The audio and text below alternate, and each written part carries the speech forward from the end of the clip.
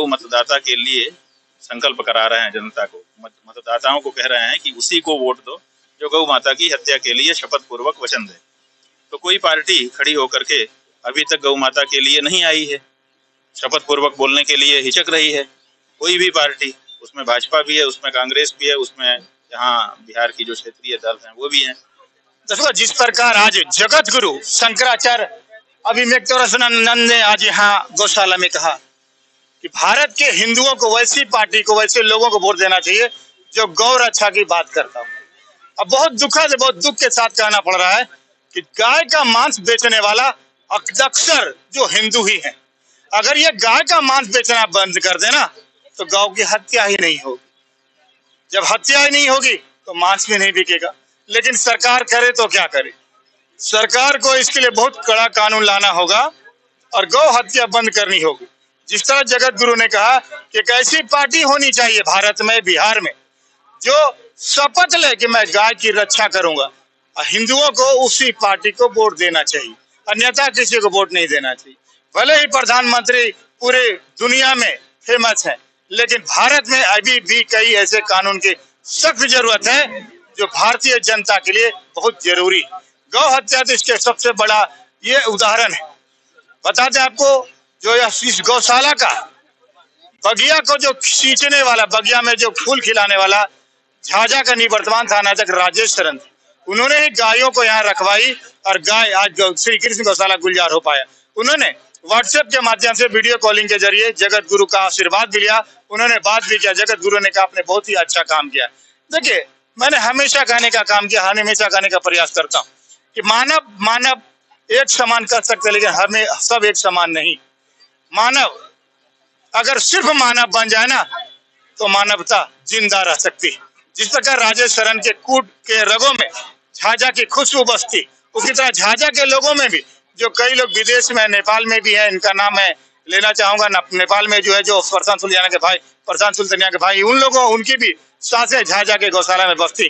कई ऐसे दानदाता हैं जो गौशाला में दान करते तब जब गौशाला चल रही। हालांकि अभी भी गौशाला लॉस में है। धर्म के ठेकेदारों को, धर्म के लोगों को, धार्मिक लोगों को चाहिए कि गौशाला को तन मन धन से मदद करे, तभी ये गौशाला गुलजार रह पाएगी। देखिएगा हमारे साथ जगत गुरु ने क्या कुछ बातें की। बने रहिएगा हमारे साथ।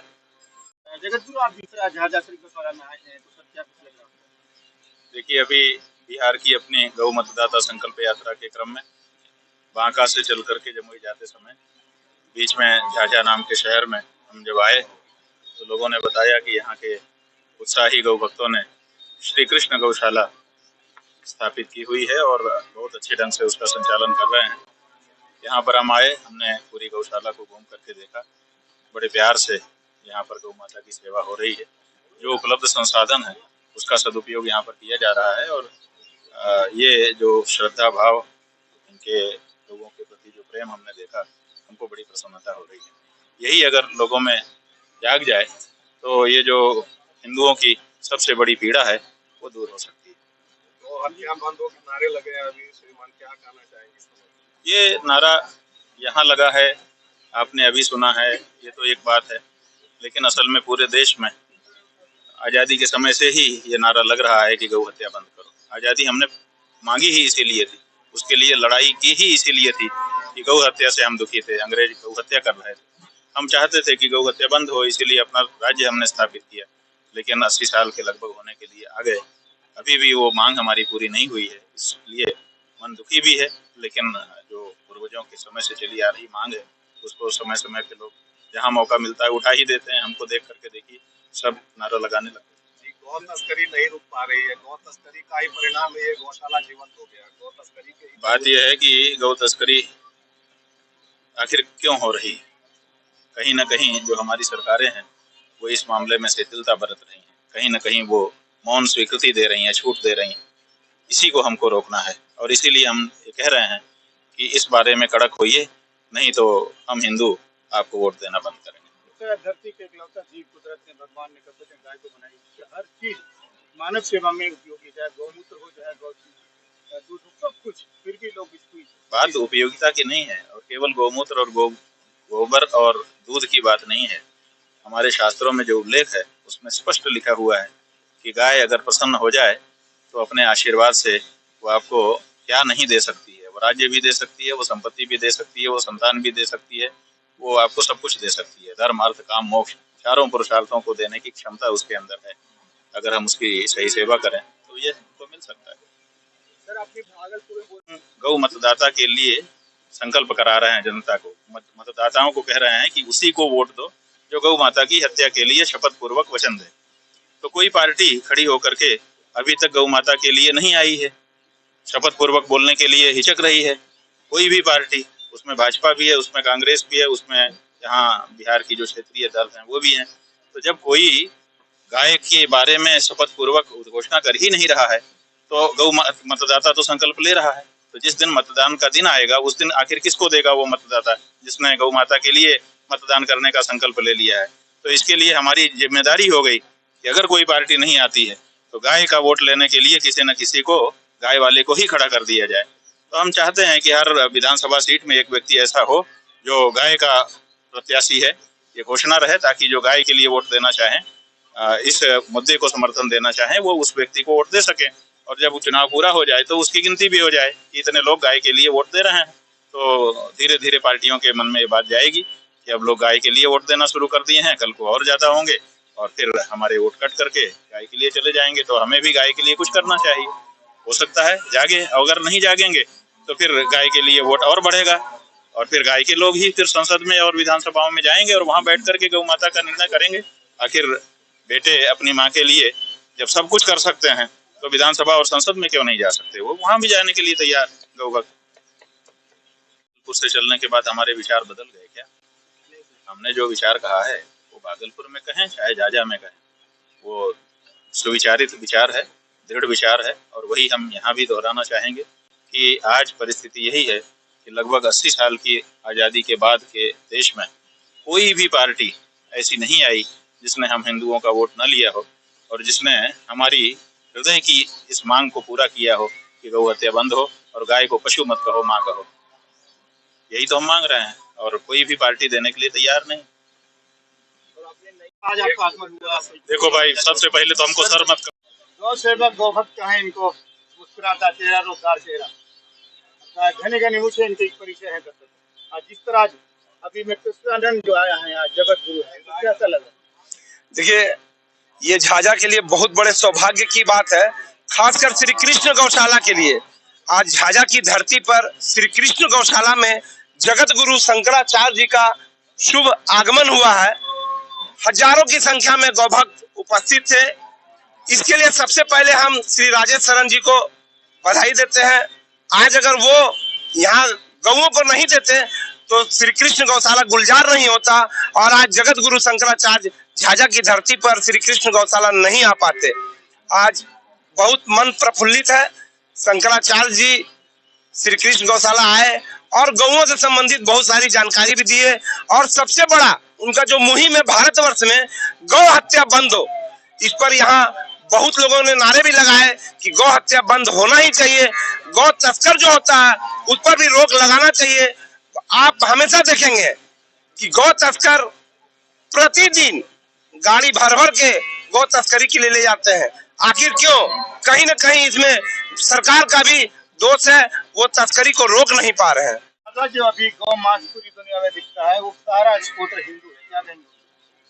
मैं सभी से बोलता हूँ कि गौ तस्करी को रोकिए। आपको जहाँ गौ तस्कर दिखे तुरंत प्रशासन को खबर करें और गौ माता को बचाएं, इसमें सहयोग करें। आज शंकराचार्य जी पहुंचे हैं, मन पूरा प्रफुल्लित है और हम लोग को आशीर्वाद दिए हैं। गौशाला में सभी गौ सेवक उपस्थित हुए हैं। बहुत बहुत धन्यवाद। भाजपा से जुड़े हुए हैं, जबकि ज्यादातर भारतीय जनता पार्टी के हिंदू समाज के लोग गाय का मांस गड़ले से नहीं। देखिए, आज ये हमारा सौभाग्य है कि जगत गुरु शंकराचार्य जी हमारी गौशाला श्री कृष्ण गौशाला झाझा पहुंचे और उन्होंने विस्तार पूर्वक गौ माता के बारे में हम लोगों को बताया। और जहां तक बात तस्करी की है तो हम लोग पहले भी तस्कर और तस्करी के विरोध में थे और हैं। और जहां तक बात पार्टी की है तो मैं अपने उच्च पदाधिकारियों और प्रदेश और राष्ट्र के नेताओं से अपील करना चाहता हूं कि इस मुहिम में वो भी आगे आएं और ज़्यादा से ज़्यादा गौ तस्करी को जहां तक बंद हो और जहां तक इसमें सफलता मिले उसके लिए काम करें। और हम लोग इस मुहिम में मोदी राज में अगर गौ हत्या बंद नहीं होगी तो कौन करेगा? बिल्कुल होगी। मैं पूरा इसके लिए एकदम कृत संकल्पित हूँ कि, और ये पूरा विश्वास है कि हमारे यशस्वी प्रधानमंत्री आदरणीय नरेंद्र भाई मोदी जी इस मुहिम को आगे बढ़ाएंगे और गौ तस्करी और गौ हत्या बंद होगी। लेकिन थोड़ा समय लग रहा है, जैसे जैसे सब चीजों में सुधार हो रहा है इसमें भी सुधार हो। आज जगत गुरु आज यहाँ श्री कृष्ण गौशाला अभी तक इसको जाने तो क्या कुछ कहेंगे? उनके आने से हम लोग का गौशाला का भाग्य जग गया है और ऐसे व्यक्ति जल्दी कहीं आते नहीं है और अगर आए हैं तो झाझा का भी तकदीर चमका है। और इसमें कोई दो राय नहीं कि पूरे हिंदुस्तान में 4 ही शंकराचार्य हैं जिसमें एक ये भी है और इनको मैं नमन करता हूँ।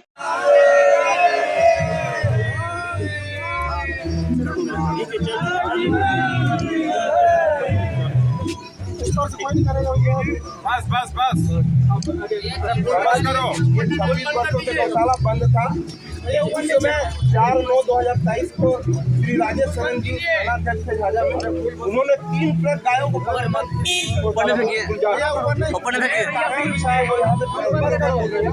उनकी इच्छा है कि आपके दर्शन में वीडियो अनु भैया लाइए माइक। अच्छा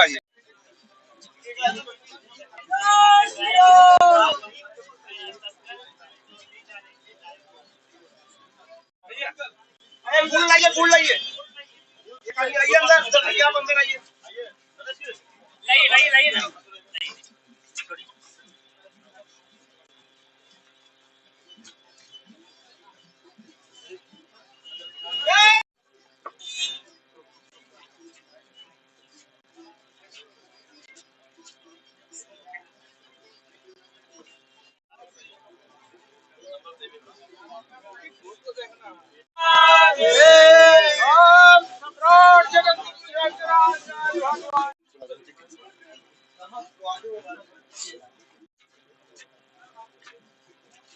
गुरु के इंतजार में पल के बिछाए तमाम श्री कृष्ण गौशाला के लोग ये पुष्प लिए हुए, लगता है पुष्पों से उनका स्वागत होगा, पुष्प की बारिश होगी। यही तो भारतीय संस्कार है दर्शकों। अतिथियों को देवतुल्य समझा जाता है और अतिथियों को भगवान समझा जाता है। शायद गौशाला में पहली बार किसी भगवान का पदार्पण हो रहा है।